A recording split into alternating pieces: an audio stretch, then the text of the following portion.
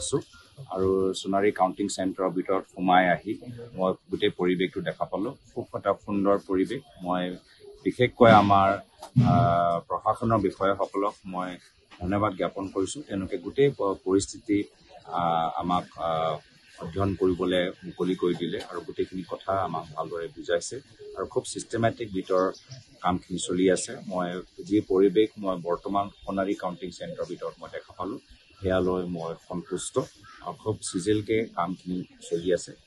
আৰু দ্বিতীয় কথাটো হ'ল যে বৰ্তমানৰ সময়ত আমাক আজিৰ দিনৰ আৰম্ভণিলৈকে এক্সিট পোলৰ 2 দিন আগত যিখিনি তথ্যবোৰ ওলাইছে, যি অংকবোৰ ওলাইছে, এই অংকবোৰ যথেষ্ট চৰ্চিত আছে। আৰু আমি সেই সময়টো কৈছোঁ যে গোটেই এক্সিট পোলটো বিশ্বাস কৰিব নালাগে, গ্ৰহণযোগ্য নহয়। এইটো মাত্ৰ এটা ষ্ট্ৰেটেজি, এটা ৰণকৌশল কৰ্মীখিনি মনোবলটো এটা দুৰ্বল কৰিবলৈ আৰু মানুহৰ মাজত এটা বিভ্ৰান্তি পেলাবলৈ। আৰু সেই সময়ত মই ৰাহুল ডাঙৰীয়াক ধন্যবাদ জ্ঞাপন কৰিছোঁ।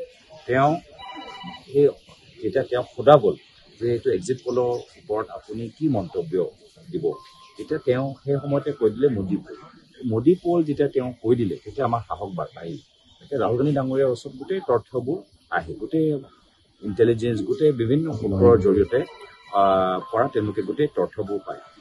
যেতিয়া তেওঁ মোদী পোলটো কৈ দিলে, আমাৰ গোটেই সাহস আমাৰ কৰ্মীখিনি আকৌ পালে। আৰু আজি ৰাতিপুৱাই সকলোৱে সোনকালে শুই উঠি আজি তেওঁলোকে ভোটিং কেন্দ্ৰত সোমাইছে। আৰু এইটোৱে হৈছে, আজি আমি মাত্ৰ অসমৰ কথা কিয় কৈছোঁ, আজি ৰাজস্থানত আমি দেখা পাইছোঁ, উত্তৰ প্ৰদেশত আমি দেখা পাইছোঁ। উত্তৰ প্ৰদেশত মই কৈছোঁ মাত্ৰ 40 মিনিট আগতে ইণ্ডিয়া এলায়েন্সতকৈ বেছি উত্তৰ প্ৰদেশত তাত চিট পাইছে বা লিডিং দেখাই আছিলে।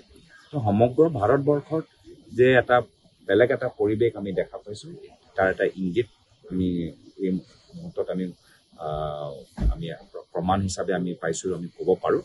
আৰু 1 ঘণ্টা 2 ঘণ্টাৰ পিছত আৰু কথাবোৰ ভালদৰে স্পষ্টভাৱে না মই ক'ব নোৱাৰোঁ, মানে ৱেভটো ক'ব নোৱাৰোঁ। ৱেভটোতো 400 পালে তেতিয়া আমি ক'ব পাৰোঁ কি হয়, ইণ্ডিয়া এটা ৱেভ 400 যদি পাইছে তেতিয়াহে ৱেভ হৈছে। যদি 400 পোৱা নাই তেতিয়া ৱেভটো কি হ'ল? ৱেভ তেতিয়াই হ'ব যেতিয়া 400 পাৰ হৈছে।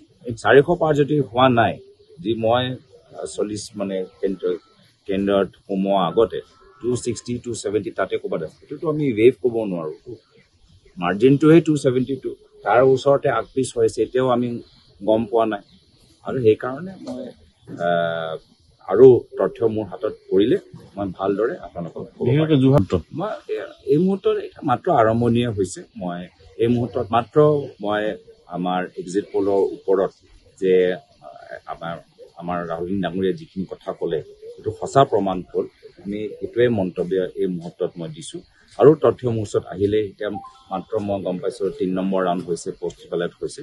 আৰু অলপ সময় পিছত যেতিয়া ভালকৈ এটা 1 ঘণ্টা 1.5 ঘণ্টা পিছত গোটেই দৃশ্যটো স্পষ্ট হ'ব, তেতিয়া মই ভালকৈ আপোনাক